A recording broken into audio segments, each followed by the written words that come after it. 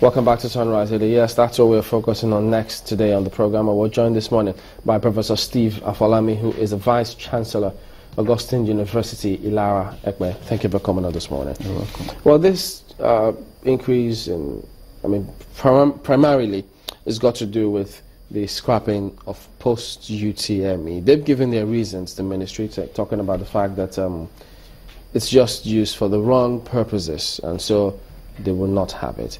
But we understand that the several meetings with the vice chancellors, they've been having meetings about this. But what do you think? Do you think it's something that your school should scrap as they've recommended? Yeah, before I answer that question, I think we need to put some things in perspective.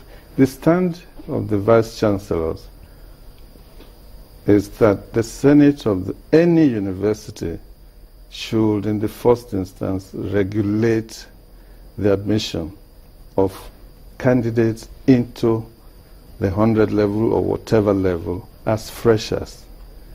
And the point that is being made is that, yes, JAMB conducts examination, but then you do not know the candidates. You only see the results of the candidates. So there must be interaction with the students.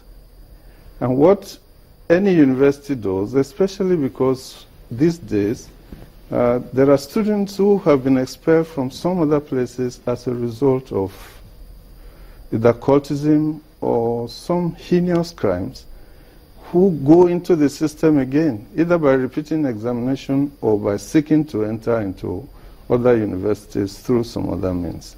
So what the vice chancellors are saying basically is that screening the must, because you do not want to admit students that you have not in any way interacted with. Somebody did ask, would you be able to identify a cultist? Is it written on the forehead of this? Or would you be able to identify them with a test? Yes. Academic test? I think there is a difference. Screening could be by written examination or by interview, or both. So what does your screening comprise of?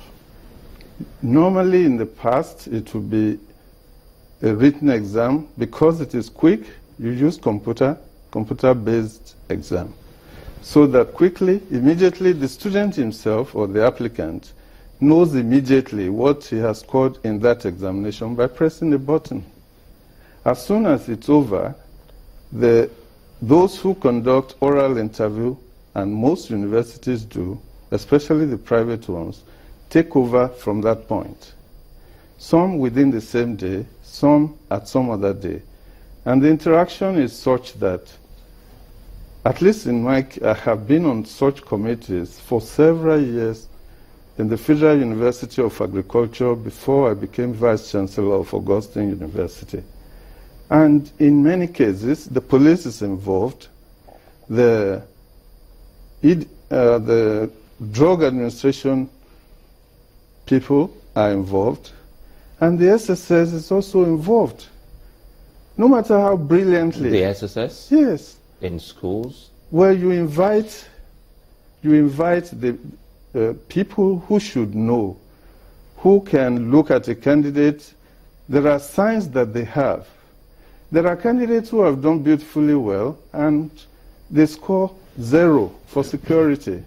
And for such students, no matter what else they have scored, you put a red mark and find out if, in spite of his performance, you still want to go ahead admitting that kind of candidate, especially if you have a record of a clean university that does not harbor miscreants. You want to be certain that you are not bringing in a bad egg that will pollute the rest of the good ones that you have managed to bring up. So I'm sorry, Yes. Just shed some light on this. Yes.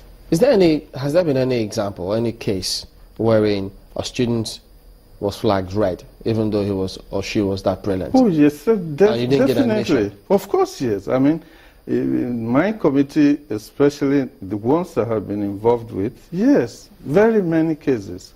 What did they find? In fact, they find that the expulsion have been based on some practices that are not good for the university system. You know, sometimes the group is so large that it's published but you never get to know.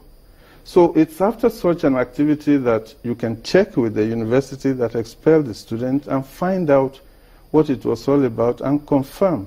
You know, communication is very... Yes. Professor Afolami, Yes. communication is very key here, and one wonders if you have had the chance of having this discussion with the minister, because you seem to have some kind of idea on what you find from some of these candidates who come before university screening panel. If you're saying that security is also one sore point which you also look at, did this also come before the minister?